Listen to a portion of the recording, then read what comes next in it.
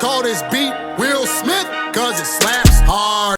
I got a question in the chat, and the question is, how much time should introverts spend on women versus on their personal goals and ambitions? Well, here's the thing, guy, is that you should only be spending time on women when you're asking them out and when you're in front of them. That's literally it. So for example, let's say you're doing dating apps, right? At the time that I'm on the dating app, I'm swiping to hopefully get a match. If I get a match, I spend time talking to them, learning about their interests, and asking them on a date. Once I'm off the dating app, I go do other stuff. If I set a date on a dating app like, hey, today's Tuesday, right? So if I say, hey, let's meet up on Thursday. Okay, great, I'll see you Thursday. Boom. Now, I immediately plan out the date, and I figure out where we're going to go and the time and stuff like that. But I discuss that with her on the dating app. And then I go about my life. I create eBooks, I do the show, and I don't think about her again until the day of the date. When I'm on the date, I put it all on her. I'm focusing on conversation, making her laugh, learning more about her, her likes or dislikes, what she wants to do in the future, what things she finds fun, etc. End of the day, had a great time, hug, I go home.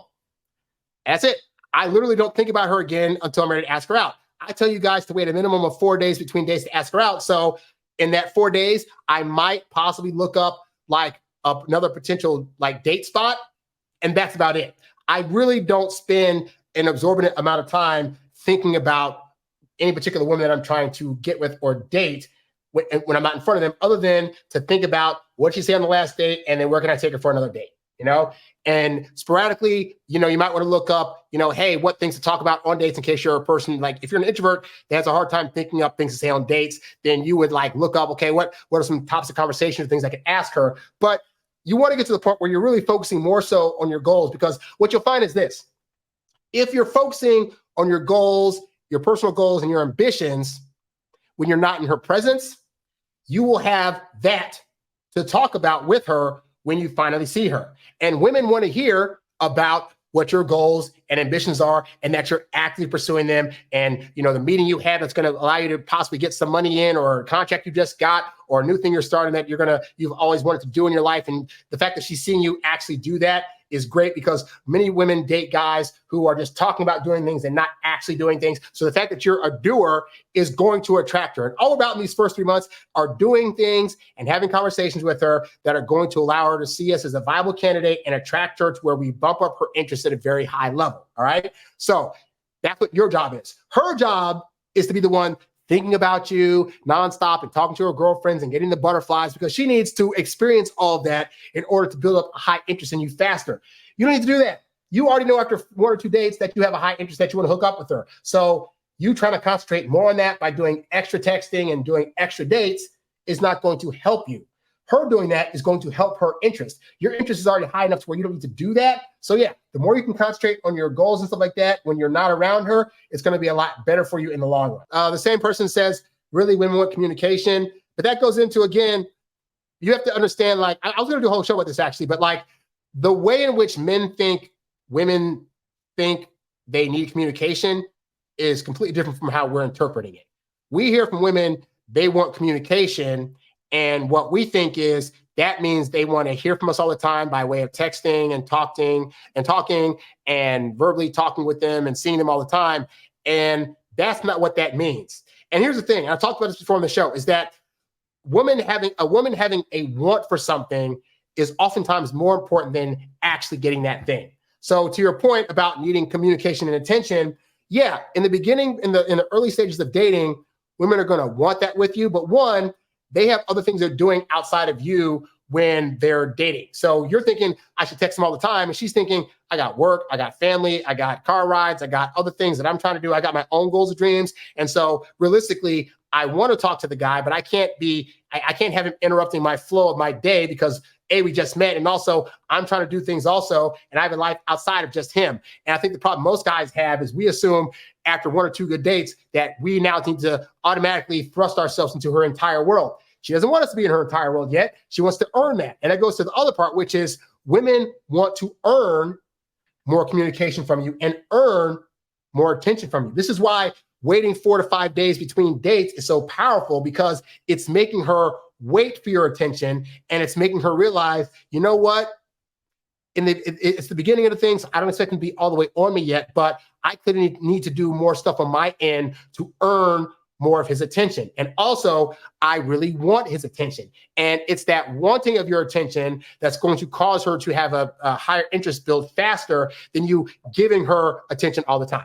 So hopefully that answers that question. So anyway, let's get on to another comment that I got on here.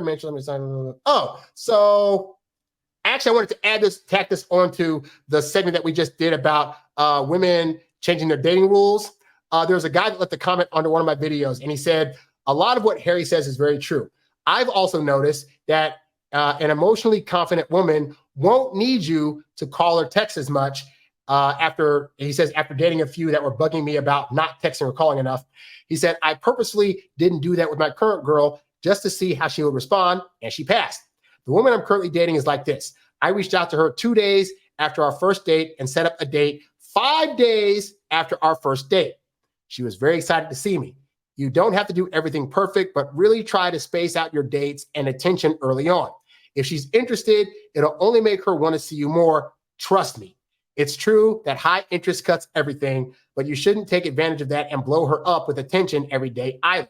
So to his point, like Doc Love said, high interest cuts everything, which means, yes, a woman that is highly interested in you, you could contact her every day, and there's a chance that she'll probably be happy to receive that and not be completely butthurt by it. But because I teach you guys about the probability of things, realistically, the probability that you being able to contact a girl every day and have her keep her interest, it's very, very low. More often than not, in the beginning, the more you contact, the more likely it is she's going to start to lose interest. But yeah, this, like I said right here, like this girl didn't mind that he waited 5 days between dates to take her out again. And he was able to wait a little bit before contacting her after that first date, because again, women are willing to change their rules if they have a high interest. And you guys got to start practicing this. And I know it's hard, because here's the thing. I tell you guys, hey, practice some of the things I'm talking about. But if you're a guy that doesn't have an abundance mindset and perceives himself as not having a lot of chances to get things right with women, then you're going to feel like you don't want to practice this stuff, because let's say you finally do get a girl that wants to go out with you. Well, it doesn't come along every day. So God forbid you try something that I'm telling you and it doesn't work. Now you've lost that chance. And who's to say that another girl's going to come along? I'm telling you, I'm 41.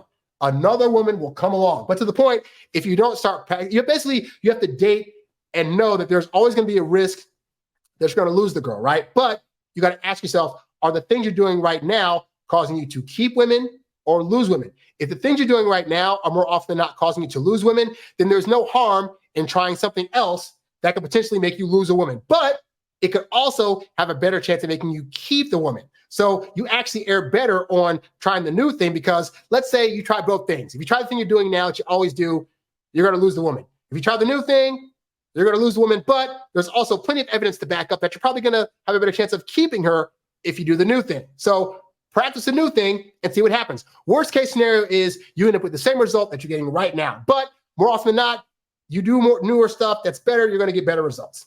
You's a bad boy, but you can't stop, won't stop. You a high earning, high value, high class man. You a high earning, high value, high class man. You a high earning, high value, high class man. You a high class man. You a high class man. You a high earning, high value, high class man.